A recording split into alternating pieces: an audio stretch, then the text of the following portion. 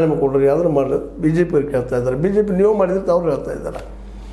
ಇದರಿಂದಾಗಿ ರಾಜಕೀಯ ಪಕ್ಷಗಳು ಈ ದೇಶದ ಒಂದು ಏನಪ್ಪ ಅಂತಂದ್ರೆ ನಂಬಿಕೆಯನ್ನು ಹಾಳು ಮಾಡ್ತಾ ಇದ್ದಾರೆ ಅಂತ ಹಾಳು ಮಾಡೇ ಹೋಗ್ಬಿಟ್ಟಿದ್ದಾರೆ. ಹಾಗಾಗಿ ಪರಿಹಾರ ಏನು? ಸರ್ಕಾರಗಳು ಪೊಲೀಸರು ಬರ್ತಾರೆ, ಹಿಡ್ಕೊಂಡು ಹೋಗ್ತಾರೆ, ಒಂದಿಷ್ಟು ಶಿಕ್ಷೆ ಕೊಡ್ತಾರೆ, ಒಂದು 4 ಲಾಠಿ ಇಟ್ಟು ಬಿಡ್ತಾರೆ, ಮತ್ತು ಬಿಟ್ಟು ಬಿಡ್ತಾರೆ, ಹೋಗಿ ಬಿಡಪ್ಪ ಅವ್ರ ಲೈಫ್ ಹಾಳಾಗ್ತದೆ ಅಂತೇಳಿ. ಬಟ್ ಇದು ಮುಂದೆ ಹೊರಗೆ ಬಂದಂಥ ವ್ಯಕ್ತಿ ಮತ್ತೆ ಲಾಠಿ ಹಿಡಿಯುವಂಥದ್ದು, ಮತ್ತೆ ಹಿಡಿಯುವಂಥದ್ದು, ಗದ್ದಲ ಮಾಡುವಂಥ ಕೆಲಸ ಇಳಿತಾನ. ಆಗೇನು ಅಂತ ಇದು ನಿಲ್ಲಲಾರದ ಒಂದು ಪ್ರೊಸೆಸ್ ಇದು. ಹಂಗೆ ಹೋಗೋದು ನೀವು ಮಾಡಿರೋದು ನಾವು ಮಾಡೋದು, ನಾವು ಮಾಡಿರೋದು ನೀವು ಮಾಡೋದು, ಮುಂದೆ ನಿಲ್ಲುವುದೇವಾಗಿದೆ.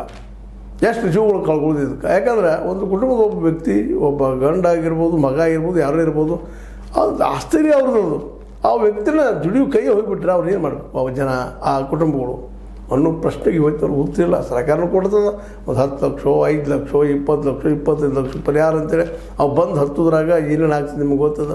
ಸರ್ಕಾರಿ ಅಧಿಕಾರಿಗಳು ಎಲ್ಲದರಲ್ಲೂ ಪರ್ಸೆಂಟೇಜ್ ವ್ಯವಹಾರಗಳ ಪಾಪ ಮಕ್ಕಳು ಕಳ್ಕೊಳ್ಳೋದು, ಮೇಲೆ ಪರ್ಸೆಂಟೇಜ್ ವ್ಯವಹಾರ ದನಿದು ಇಲ್ಲ, ಅದ್ರ ದುಡ್ಡೇ ಬರೋದಿಲ್ಲ. ಹಾಗೆ ಹಾಕೋದು ಹೋಗ್ತಾರೆ. ಮುಂದಿನ ವರ್ಷ ಬರ್ತದೆ, ನಾಳೆ ಬರ್ತದೆ, ನಾಳದ್ದು ಬರ್ತದೆ ಹೇಳ್ಕೊತ ಹೋಗ್ತಾರೆ. ಇದನ್ನು ನಾವು ನೋಡ್ತಾ ಇದ್ದೀವಿ. ಅದಕ್ಕೆ ಇದೆಲ್ಲ ಬೇಕೇನ್ರಿ ನಮಗಂತೇಳಿ ನಮ್ಮ ಮುನೀರ್ ಕಾಟಿಪಳ್ಳ ಅವ್ರು ಕೇಳ್ತಾ ಇದ್ದಾರೆ, ಯಾರಿಗೆ ಬೇಕಪ್ಪ ಇದು ಅಂತೇಳಿ. ಈ ತಿಕ್ಕಾಟ, ಈ ಜಗಳ, ಕಲ್ತೂರಾಟ, ಬೈದಾಡೋದು ಮಾಡೋದು ಯಾರಿಗೆ ಬೇಕು? ಇದು ಭಾಳ ಪ್ರಮುಖವಾದ ವಿಷಯ. ಅದಕ್ಕಾಗಿ ನಾನು ಇವತ್ತು ಜನಸಾಮಾನ್ಯರು ಮಾತಾಡಿದ್ದೀನಿ, ಒಂದು ತೊಗೊಂಡು ನಿಮ್ಮ ಜೊತೆ ಮಾತಾಡ್ತಾ ಇದ್ದೀನಿ. ಉಳಿದವ್ರಿಂದ ಯಾರು ಸ್ಟೇಟ್ಮೆಂಟ್ ಕೊಡ್ತಾರೆ, ಇವಾಗ ಬೊಮ್ಮಾಯಿ ಅವರು ಸ್ಟೇಟ್ಮೆಂಟ್ ಕೊಡ್ತಾರೆ, ಮೆಜಿಸ್ಟ್ರಿಯಲ್ ತನಿಖೆ ಆಗಬೇಕು, ಇನ್ನೊಬ್ರು ನ್ಯಾಯಾಂಗ ತನಿಖೆ ಆಗಬೇಕು ಅಂತಾರೆ.